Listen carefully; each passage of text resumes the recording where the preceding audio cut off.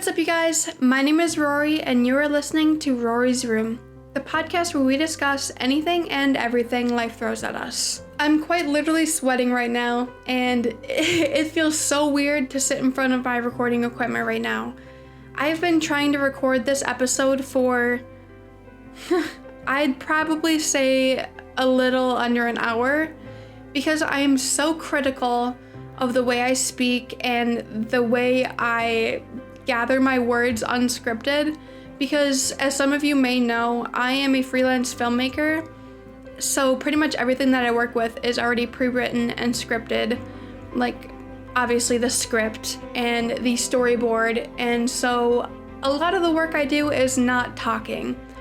I have always been super critical of the way I talk too, because I consider myself a rambler and a yapper, and I constantly get off subject. So there's probably something undiagnosed there, but we don't think about that. And I'm just going to look at this podcast as a way to move forward and face this fear, because I have determined that in order for me to succeed in my career, I have to face my fears in talking. I'm a communications major. My whole career is communicating. And if I can't do that, or if I can't get past my fear of it, there's no way I'm going to succeed. So, if you're looking for a very concise and scripted podcast, this season may not be the thing for you. It's possible that you enjoy other seasons, like maybe season 1, where I talked about the Beast of Bray Road in Elkhorn, Wisconsin, with plenty of professionals like Barnaby Jones, Dan Pluchek, and Lee Hampel. But that was a lot different than what this season is going to be.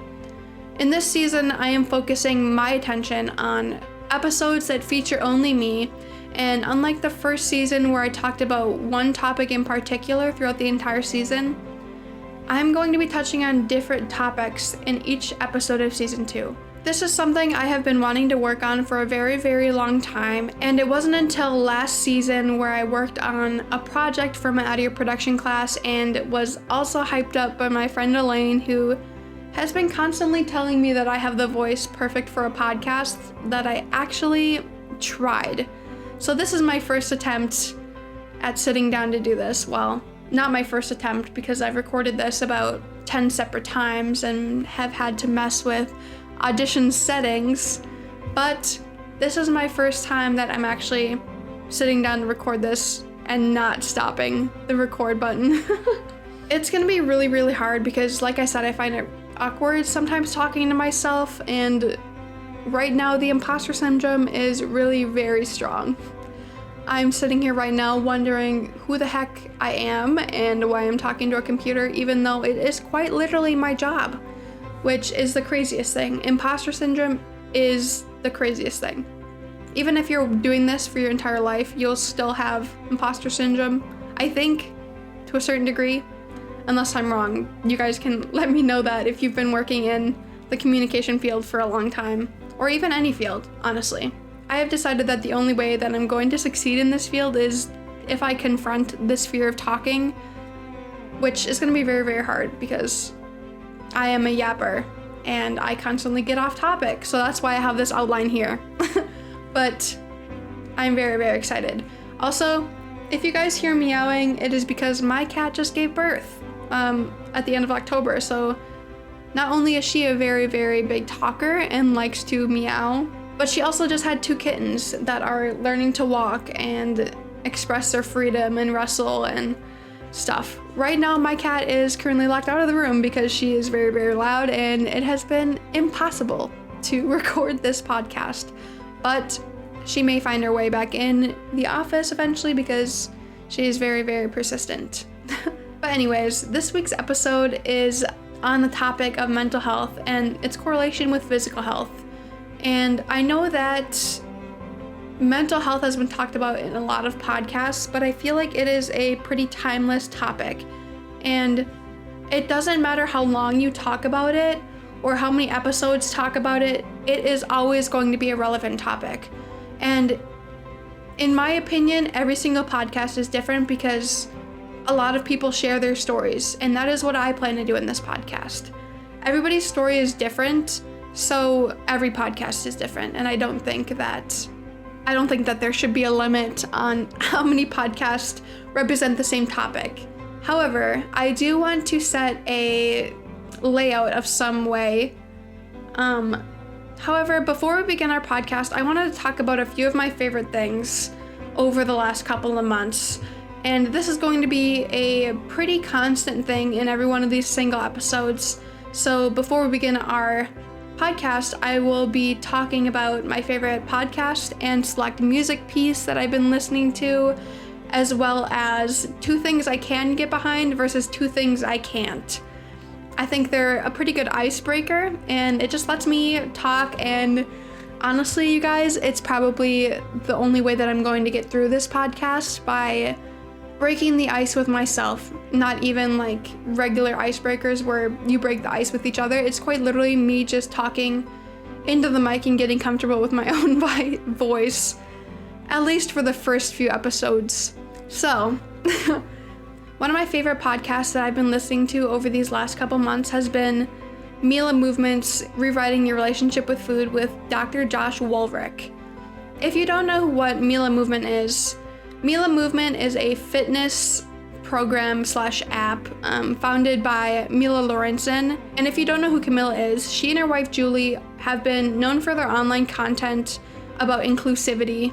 You may know Julie from her signature wink and blue hair that originated around 2020 in the pandemic, I believe. And you may know Camilla for her content about body positivity and loving your body. They've been online sharing their stories and their relationship for a very, very long time. I think I started watching them in high school, I'd say. I don't really know. It feels like it's been a really long time, and I don't necessarily want to dig into how long it's been since I graduated from high school, so we're gonna avoid that subject.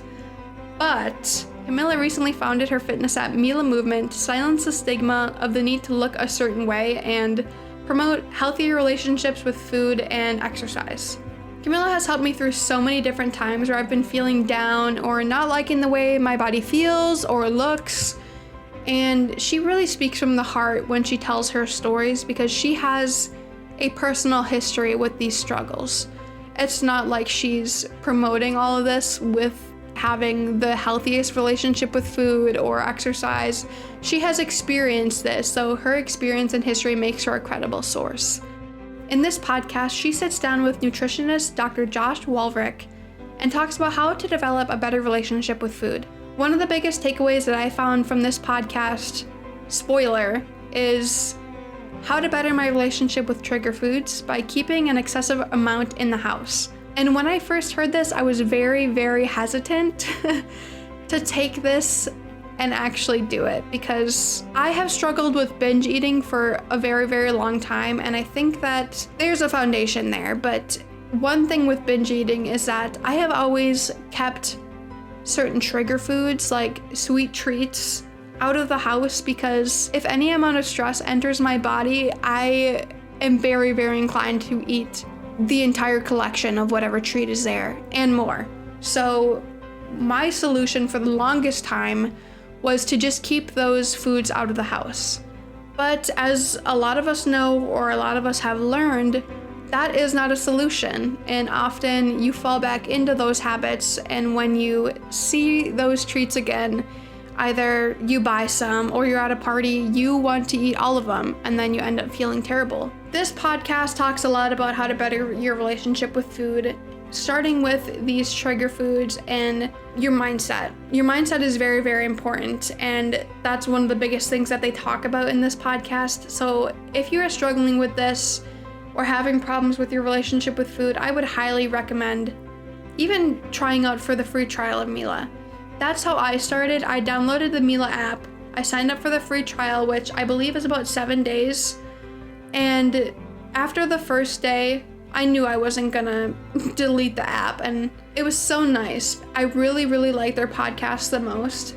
MILA has so many different workouts of so many different energies, low, medium, or high, or if you want to work on your core, or if you're pregnant. She has so many different workouts that people can try depending on their lifestyle and energy.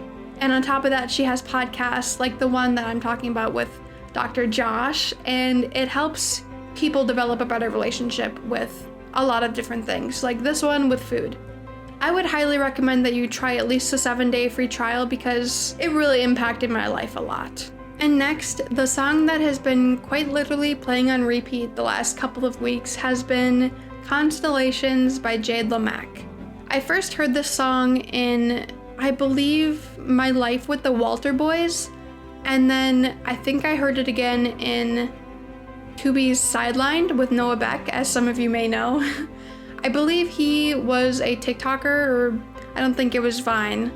Musically, maybe? Some of you might know him from Musically, but I know he's pretty famous. I don't follow him, but a lot of you may know who it is. But I just love that song. It reminds me of like classic romantic movies. So if you like cheesy, quote unquote, cringy movies, it's my guilty pleasure personally. I first started watching cheesy movies and TV shows like that just to laugh at them, but between you and me, it is one of my guilty pleasures. Like, I've always loved To All the Boys I Loved Before and all those movies.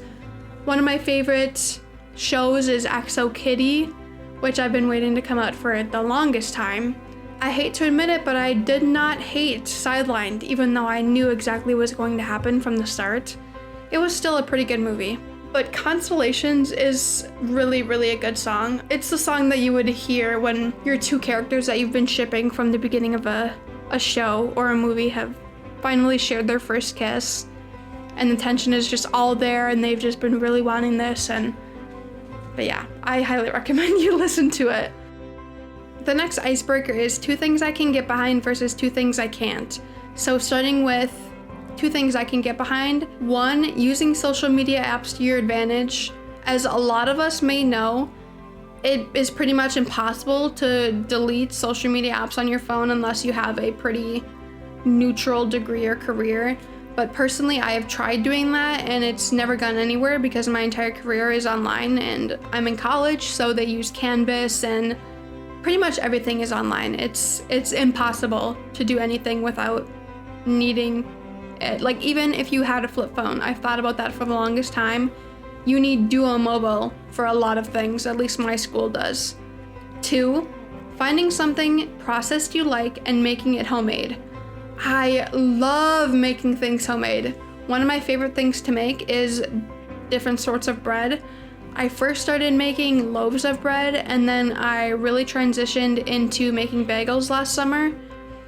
And now I've been trying to make pretty much everything homemade and I absolutely love it. Instead of having so many ingredients that you don't know what they are or can't even pronounce, you know what you're putting into this recipe, so you can trust it a lot more than processed foods. That being said, because there's no preservatives in it, they do go bad faster. So what I like to do is I like to make my bagels in bulk and then freeze them. I also really advocate for people to make their own granola bars. I recently started doing this and all you need really is oatmeal, peanut butter, and honey, and then everything else that you want to put into the granola bars. I have been using like nuts like pecans and walnuts and chocolate chips to put in, but if you want to use raisins or anything, you can really just make it your own flavor, but it makes so much. And compared to the processed ones, like I said, you know what you're putting into it, and 2, they're just probably a lot cheaper and they're better quality in my opinion. Jacob really likes them. I've just been wrapping them in parchment paper so that way if you need to take it on the go you can, but they're from bite size to just a little bit larger, so if anything you can just eat them before you leave the house, but I really enjoy them. Plus I've been putting protein in it, so I'm getting the gains. And lastly, 2 things I can't get behind are working 24/7, because not only does my mental health plummet when I do this, but it also leaves no other time for other activities like distressors or simply just enjoying life. And if you're working for a corporate business, I hate to say it, but you're replaceable. So respect yourself and take time off and prioritize what you want to do. I was working in corporate and over full-time hours overtime for the longest time, and Jacob had been doing it for the longest time, and we just discovered that it was not good for our mental health, which can be very, very hard to decide because obviously in this economy and as college students and the majority of people can't afford to not have a job. So me and Jacob have been spending a lot of time thinking about this, and we decided to spend the last couple of years that we have in college just really focusing on our portfolio and prioritizing our schoolwork. Because as much as we love money and as much as we love the wealthy lifestyle, quote unquote wealthy, our education is a lot more important than that. And 2, follow for follow. I used to do this a lot in high school as well as a lot of my classmates did, because there was a trend that the more followers you had on social media, the cooler you were. But the real end result was basically just everybody would unfollow each other or would have a bunch of people that they don't even know on their social media profiles. And I really don't think that there's anything wrong with unfollowing people who aren't your vibe or healthy for you. And looking back on that now, I really didn't know hardly any people on my social media. And that really made me uncomfortable as I grew older. So I made my profiles private for a large portion of time and really cracked down on who I allowed to follow me. But I think if you're going to use social media, you really need to understand who you're following, because just like real life, the people you surround yourself with really impact your identity, your attitude, and basically your life. So I mean, if you want to follow people who are constantly criticizing their body and eating the least amount of food in a day to look skinny, or just are participating in bad activities, you're gonna fall into that as well, or you're just gonna feel really bad about yourself. And comparing yourself to the others is very unhealthy as it is. I don't need to tell you that. But one thing that I found was very helpful in terms of that, when I found myself surrounding myself with unhealthy behaviors, was unfollowing those accounts. If you have the urge to look at their accounts regardless of if you follow them, feel free to block them. That block button is there for a reason. You're not hurting anybody's feelings, and if you are, that's their problem, not yours. It's okay to do things for yourself. Don't let anybody tell you different. And now that the icebreakers are done, we can actually get into the topic of mental and physical health, which, starting off, I think movement and diet are definitely a big part of it. And when I say diet, I do not mean cutting quote unquote unhealthy foods out of your diet, because as we've discussed, that only leads to you binging or still having that negative behavior and viewpoint on food. So that's not what I mean. What I mean in terms of diet is eating foods that make you feel good and hit your protein intake. I have found that I feel a lot better when I eat whole foods and foods that I know the ingredients on. Making homemade foods has been a game changer in terms of this. Like I spoke before, I really trust what I am eating, and I think that correlates with how I view the food. As a person with anxiety, I'm a firm believer that how you view food impacts how your body feels, because when you're stressed, obviously your body has a reaction. So if you're stressed about food, you're obviously not going to feel the best after you eat. And that's something that's a different conversation that you need to develop by yourself. I highly recommend, like I said, to use the MILA Movement app, because there are a lot of resources that you can use on that app and connections that you can talk to.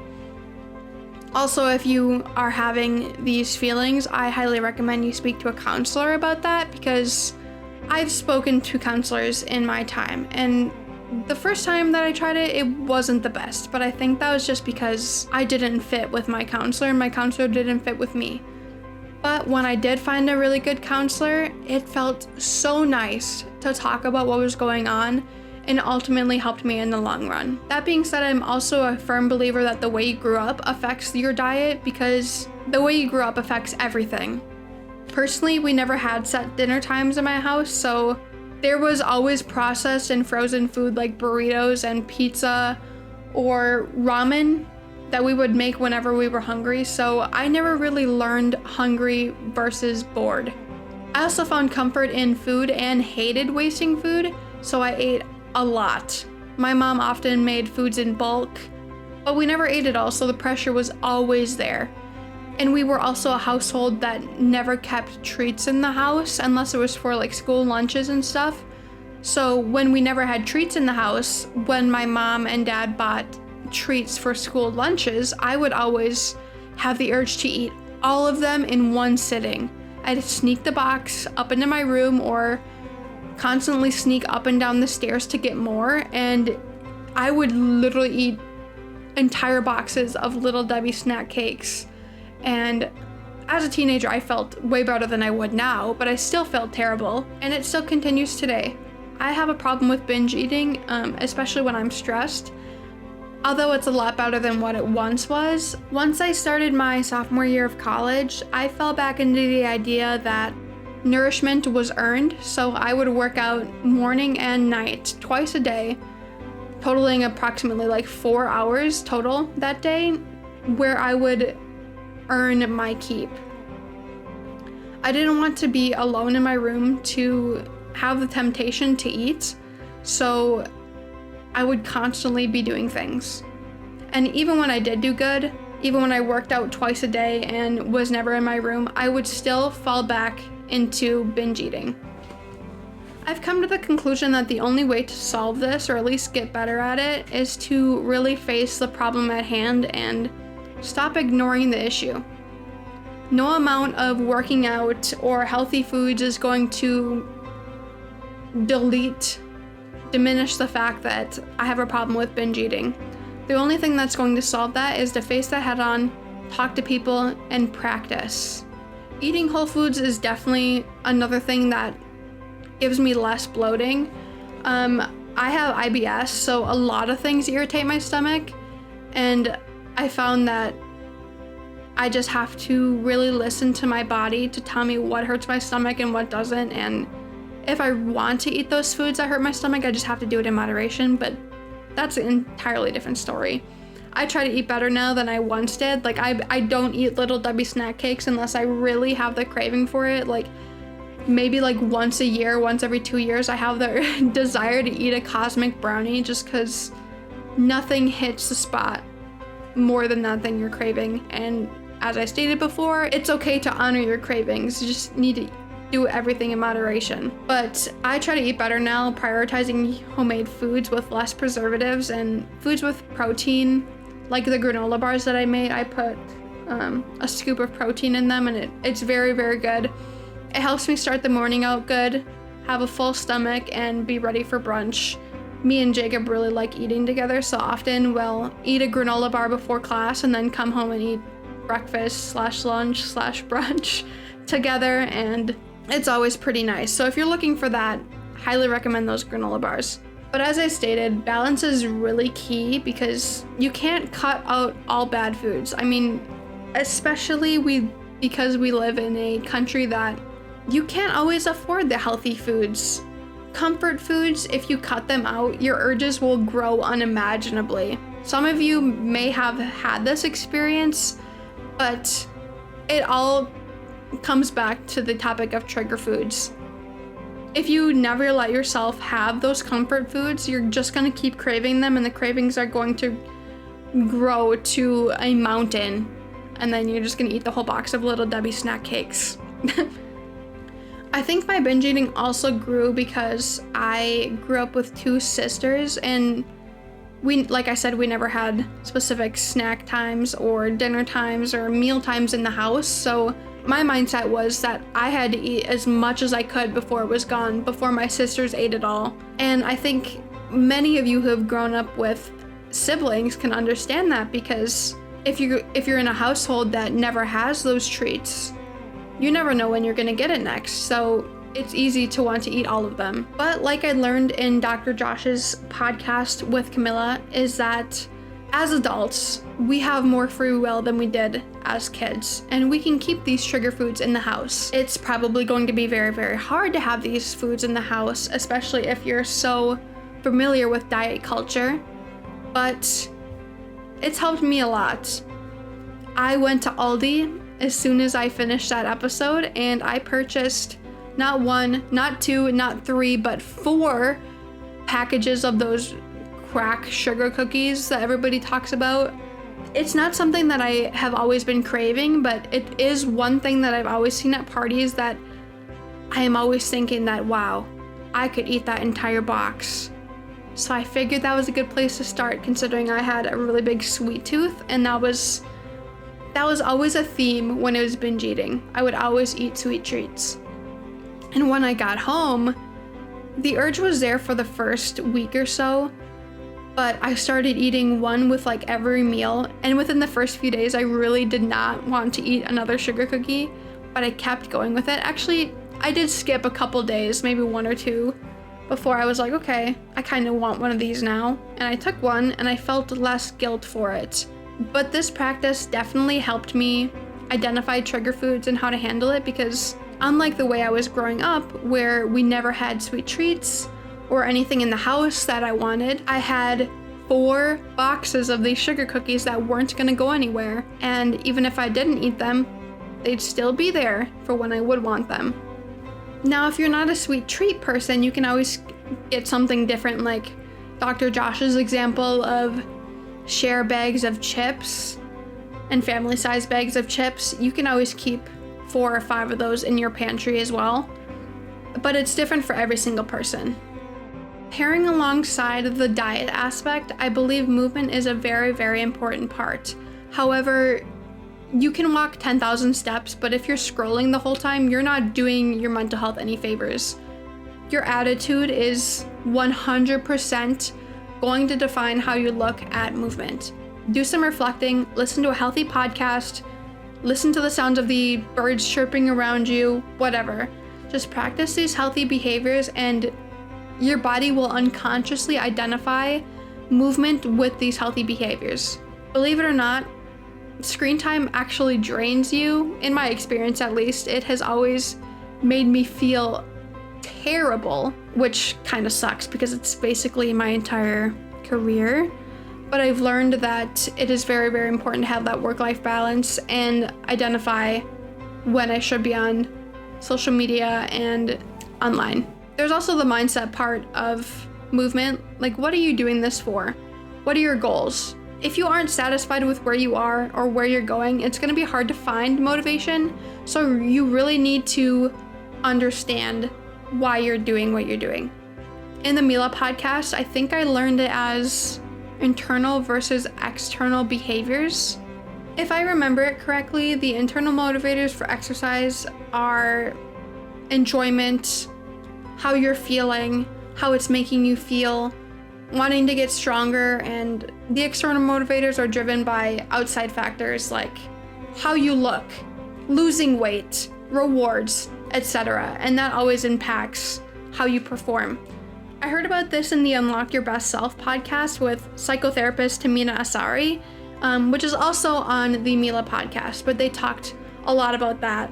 I believe I'm only about halfway through that podcast series, but like I said, I listen to it whenever I'm doing other stuff, so it can be hard to keep track.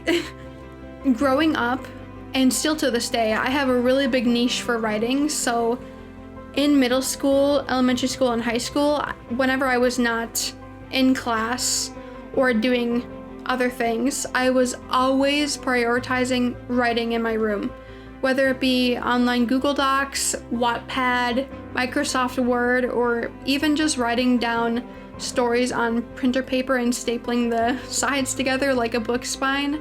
I didn't get much physical activity. My parents put me into cross country as a means to lose weight because I had never really been what at least everybody thought was quote unquote normal size. So from an early age, I never really had a healthy relationship with exercise because I grouped healthy living with losing weight. And so if the number wasn't going down on the scale, I didn't think that movement was worth it.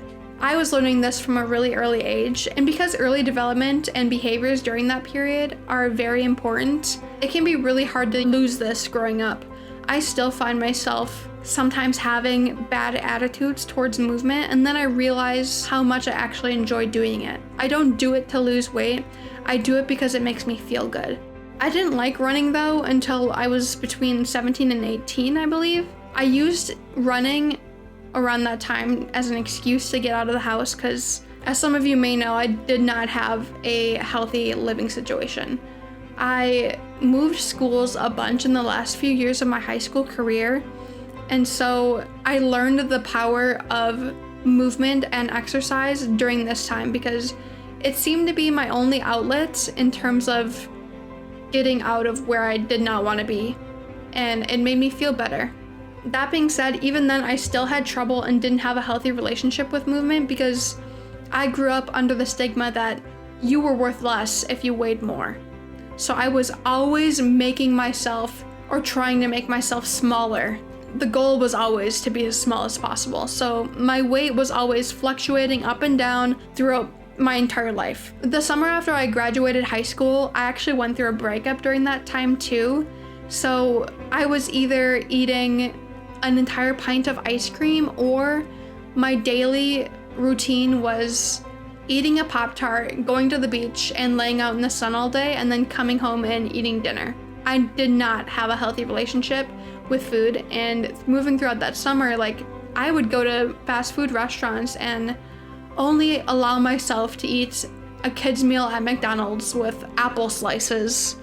And if you've been to McDonald's, I'm sure a lot of you have, I mean, this is America, the apple slices, you barely get an apple in it, you get the skin. Like, there have been times where I'll go now and I'll really look at the apples and I'm like, where's the apple? It genuinely looks like people have taken bites out of my apple to remove the white part, and I'm just stuck with the skin. And now there's only really 3 apple slices in those packages too, so like, I was not eating as much as I should have. And I would get like the 4-piece chicken nuggets, and instead of fries, I would get a second pack of apple slices with water, of course, or a Powerade because it had less calories. Oh, that was peak eating disorder territory. And when I would get a coffee, I would also get it at McDonald's because 1, it was cheap, 2, I worked there, and 3, they had calorie counters on their menus.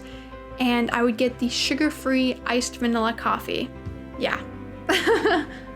Moving into 2021, my weight raised a lot because 1, I was working all the time at my full-time job. So I was working like 12-hour days most times. And I would never have time to move around. I was always at the checkout counter, so I was always in one place. And I would always eat the worst foods possible, like Domino's pizza. 1, because it was easy, I didn't have a lot of time.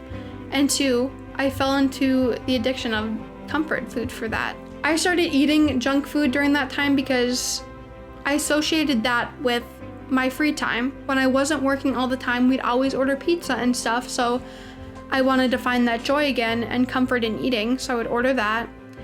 And I would still order it even after I felt bloated and sick. So I gained weight there. Then moving into the freshman year of college, I would stay in my dorm for days at a time and order takeout.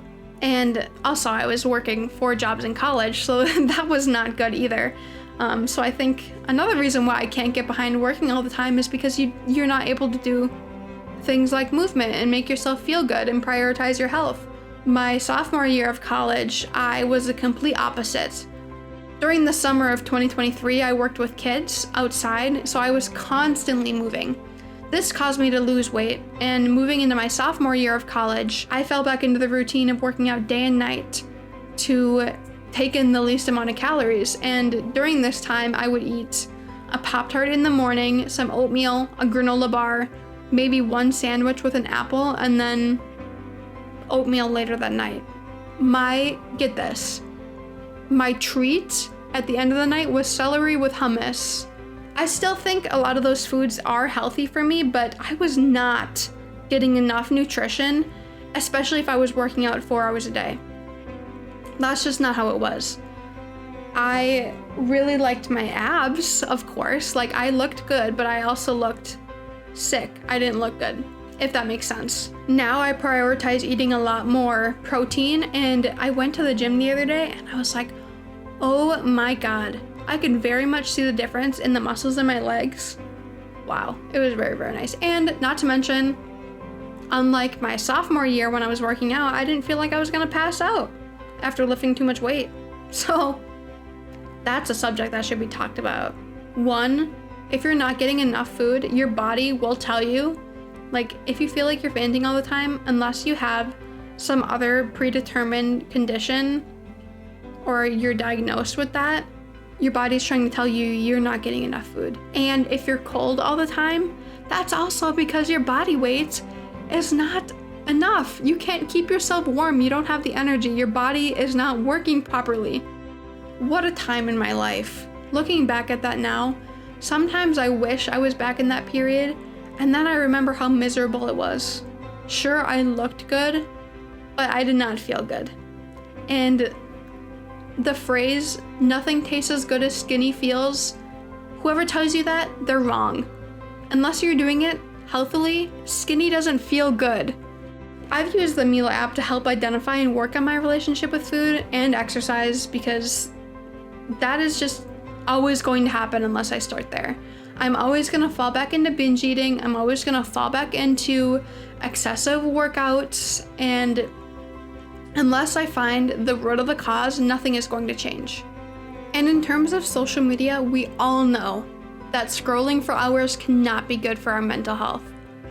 I read somewhere that it actually decreases our attention span. So if you're constantly scrolling on your phone, there is a correlation between that and you not being able to pay attention in class.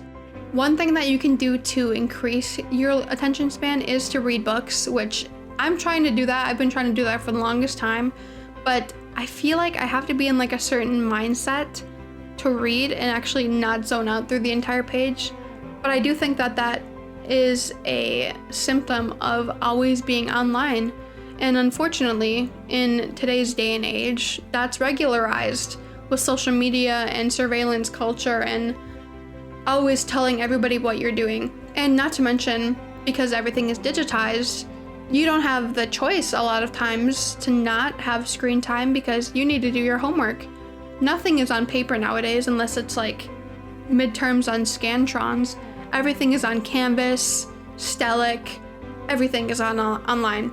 And if you want to have a digital presence for your career, you need to have social media, because how else are you going to share your work? How else are you going to produce a resume and a portfolio website? Especially if you're working in a digital heavy career like I am with electronic media and film. Unless I start making theater and producing theater films, I am always going to work with digital media and work online, but it's all about finding a healthy balance of it.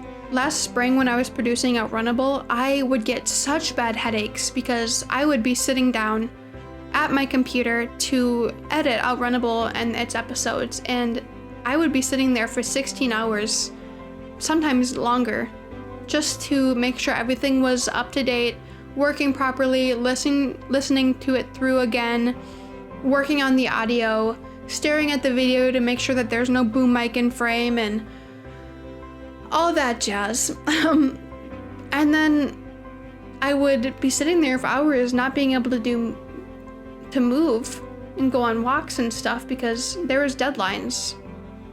I would have the worst energy and these headaches would be paralyzing. I would sometimes have to sit in a dark room and just lay there. Even sleeping was pretty much impossible because of the bad headache that I had. So I tried to control what I could control, and I stopped scrolling as much and prioritized off-screen behaviors so that way when I would have to edit, I wouldn't get as bad of headaches. I also found that when I was scrolling a lot, I felt so unproductive and that I was never going to get anything done, and that I felt worse and terrible, and compared to everyone else that was working so much and buffing up their portfolio, I was just scrolling all day and laying in bed, which can be fine. If you need a day to scroll, that's fine. It's the same thing with not cutting out your trigger foods and your comfort foods. You need to have balance in your life. So it's okay to scroll every once in a while. But it's also okay to replace those behaviors with other behaviors like reading to heighten your attention span and reduce those headaches. It really all depends on what you do in your life, what your career is, etc. It's different for everybody. That being said, I do think social media has a big role in our generation's security and mood and how we view ourselves, because surveillance culture, if you're unfamiliar with the term, it basically means that we are always putting our lives online for other people to see, and instead of us worrying about quote unquote big brother watching or our FBI agent watching in our phones, we are watching ourselves. We go on Instagram, we go on Facebook, and we see everybody updating their statuses or posting photos on where they are. We unconsciously compare ourselves to people that we see online, whether that be our friends or celebrities or literally anyone else.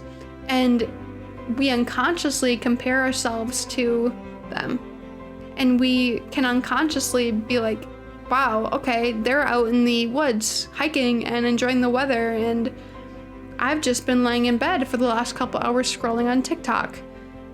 Even if you try not to compare yourself to others, or even if you unfollow people that you believe are toxic, that can help for sure. But you have been programmed in this day and age to constantly compare yourself to others, especially with this skinny aspect. Like, people always want you to be skinny, and that's just not healthy. I find it really fascinating how beauty standards have changed over the years, because there was once a time that higher weight meant that you were wealthy and well off, and people actually worshipped like people who were fed. And now it's more expensive to have healthy food, and all of the food that we can afford is processed and fast food, and being thinner and eating less is considered superior than having more weight on your bones and actually having a quote unquote healthy body. And it's just crazy to me. I think about that a lot. In terms of when people say Roman Empire, that's quite literally my Roman Empire. I'll probably forget it in a matter of minutes, but that's just who I am. But I think that is my Roman Empire, because it just blows my mind how, if you look back on Renaissance paintings, the women that you see in those paintings, they're not flat stomached. They have a little bit of pudge, but they're beautiful. Look at Aphrodite. She had a beautiful body and she did not have a flat stomach. Nowadays, beautiful is only considered if you're thin. You're conditioned to believe that you're less than those people who are skinnier than you because you have a higher weight. And that's not how it should be. It's crazy. It literally blows my mind. I think one thing that we are able to do, although it is very hard considering, like I said, everything is digital. Some of you have the ability to delete these apps, but if you're working in fields that require social media or digital platforms, it's pretty much impossible to delete these apps. So what I have been working on is starting to use these digital platforms for myself. This is one of the reasons why I started this podcast, because I really wanted to, I've always wanted to do a podcast. I actually had one when I was a teenager where I just put my poetry on here and nobody ever really saw it. Maybe I watched it a couple times, maybe a friend did, but it was never widestream. Not that I'm looking for this to go widestream, but I'm mostly just doing this for me, and hopefully my story can reach other people and make them feel less alone. But like I said, everything is digital, so it's very hard to just cold turkey cut off all social media apps. So I think using it to your benefit is one solution. Like developing your business, advertising on Instagram instead of scrolling for hours. And a healthy balance is okay too. But I think if you're in the position that I'm in and cannot delete your apps, I think using it to your benefit is ultimately the best case scenario. Other than therapy, I think other self-care methods and having routines and rituals that you can do for yourself are very important. One thing that I never thought I would say, as an introvert when I came out of high school, I really enjoy spending time with myself. Sometimes quiet time is the only thing that gets me through the day, and often that's either when I'm reading, I'm in the shower, or especially when I'm at the gym. I've tried working out with other people and it's a different vibe. I can do it, it's fun, but it does not hit the same as when I get my alone time while I'm at the gym or when I'm running. And that's where I really found peace with movement, is finding that I can find that alone time in movement. I've been trying to wake up early before my classes to do yoga before my partner wakes up, but I have had such a hard time lately waking up early because I've been so tired. I don't know whether that's because of screen time or what, but I've been trying to read more to find out. But it is something that I really enjoy doing. When the kittens were first born, I was not getting a lot of sleep, but I did find peace in the really early hours of the morning because it would just be me and I would be able to watch the sunrise as I'm doing yoga, and it was very beautiful. Not to mention, I found out that I was able to do a lot of really good work in the early hours of the morning. Like the teaser episode of season 1, I actually pretty much produced that all in the morning. Well, not produced it, obviously I recorded it through the field and over a couple weeks, but I edited it the most in the morning because I was alone and I didn't have any distractions. It was very nice, and a part of me wants to start waking up early and actually sticking to it, but as we know, in college it can be really hard to do that because there's always stuff to do, and of course sleep is very important too. Touching on that though, one thing that I took out of my sophomore year that was healthy was working out in the morning, because I think, of course it burns calories throughout the day, but besides calorie counting, I mean, it made me feel really good. Starting out my day with physical activity made me feel productive, and I skipped class less, I felt better, I didn't have as much cravings. Not that cravings are a problem, but I mean, I had more energy and I was able to eat during specific times of the day and feel good about it. One thing that can be hard though, and especially if you have a really busy schedule, is finding the time, but if you want something, I really think that you go get it. It's changing that mindset from it's only 30 minutes to it's only 30 minutes. I can get a 30-minute workout in. And journaling, I used to do that a lot. I really want to get back into it, but getting all your thoughts down on paper and talking about it with yourself serves the same purpose as talking to a counselor, in my experience. Like, obviously it's a little bit different. You're not talking to a person, you're talking to a notebook and writing your stuff down on paper, but it's very nice getting those thoughts out. One practice that I would do when I was living in my apartment in 2021 was doing a tarot reading for myself every night and journaling my thoughts down on it and how my day had gone that day and writing that all down in my journal. And it was very, very relieving. I would be alone in my room. Maybe I'd put some incense in the window and listen to some music. And it was very nice. It was very relaxing. And I would even do this thing where I would write down some negative thoughts that I had about like a topic, work, some people, and I would burn it. And I don't know, maybe I'm crazy, but I felt relief from that. Obviously those negative thoughts didn't go away right away, but it was a ritual that I had and it helped me feel better. I didn't have those negative thoughts later on, and it helped me really fix that.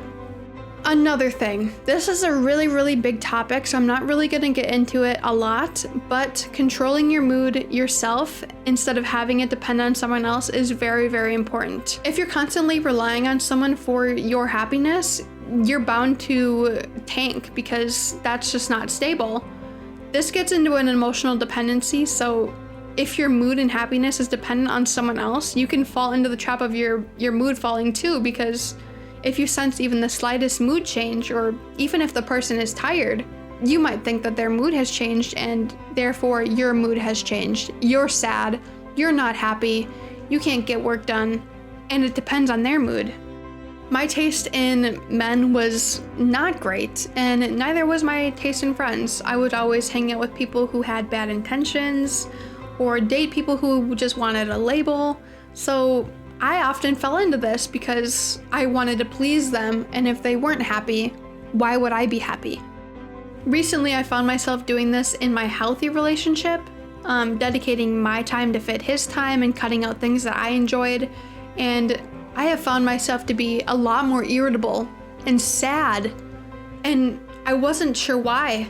And then I really thought about it, and I was like, And I noticed that I had been falling back into this habit, and it's okay as long as you catch it, but it doesn't just impact you, it impacts them as well. So in your healthy relationships, it's very important that you catch this head on because it can really impact your relationships. And of course, talking to them is very important. I told Jacob about it, and he listened, and he acknowledged that it was a factor. So I've been trying to do a lot of my own things, and it's okay to always hang out with them, but to only hang out with them is where you run into the possibility of emotional dependency and falling into that irritable and sad behavior. This can be really hard in everyday life though, because there's not enough time in the day. There never is, especially as you get older. That's not a myth. When people tell you that, oh, high school is the best years of your life. Sure, it's not, but they're talking about this. Once you get out of high school, time goes by so fast. Or even college, there is not enough time in the day. There's only, if you wake up at 8 a.m., you go to bed by 10, that's 14 hours. It may sound like a lot, but going through a day, there's never enough time to do everything that you want. Which is why I do try to wake up early, and I encourage you to do so too. Because not only is it very, very peaceful waking up early and getting stuff done, or even just watching the sunrise, but you have more time in your day. That is, if you don't go to bed an extra few hours earlier, which there's no problem in that. But then you have more time in the day, especially with like daylight savings time, and as winter's coming, the sun sets earlier, and that can really impact our mood. Seasonal depression is a thing. And a lot of people, even if they're not diagnosed with seasonal depression, it's a spectrum, so we all feel it. I really want to get back into waking up early because, like I said, it is especially peaceful, and starting my day out, whether it just be with like working, like on my portfolio and stuff, or if it is working out and getting some physical activity and doing yoga, it's so nice. I never was a morning person, and when people try to convince me to work out in the morning, I always looked at them like they were crazy. But it really is nice, and it is true that once you start working out in the morning, you don't go back. Unless, of course, you sleep in, like me, and can't wake up early. But I still love waking up early, even though I sleep in a lot. Of course, it is really easy to say, okay, wake up early, get some movement in, eat good. That's all easier said than done. This summer, I learned that especially because this was about 2 weeks into my half marathon training. I severely hurt my back by lifting poorly in the gym and then slipping down Jacob's cabin stairs 3 times, but my back was so bad. And I was couch-ridden or bed-ridden for the longest time, and I was pretty depressed that I wasn't able to run because it would just hurt me more. So I stopped going outside, and I stopped even walking, and I was inside for the longest time, and it was cabin fever. It was bad. I was starting to get really depressed, and I learned that physical activity was not necessarily accessible for me. And my mood went down really, really bad. I got really depressed. I really wish I would have practiced some self-care behaviors like journaling, getting all my thoughts down and talking to people, even going outside, talking to people. Walking was okay. Sometimes it wasn't. Sometimes I had to be bedridden.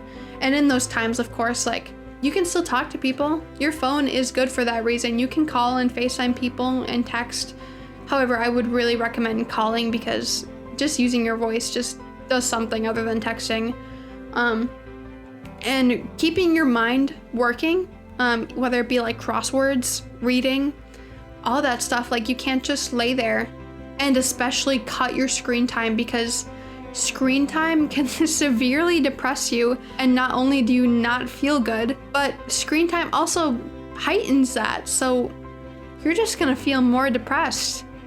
So I think if you're not able to access physical activity and movement, you need to find other healthy ways of improving your mental health, talking to people, journaling, making sure to keep your mind working and lessen your screen time.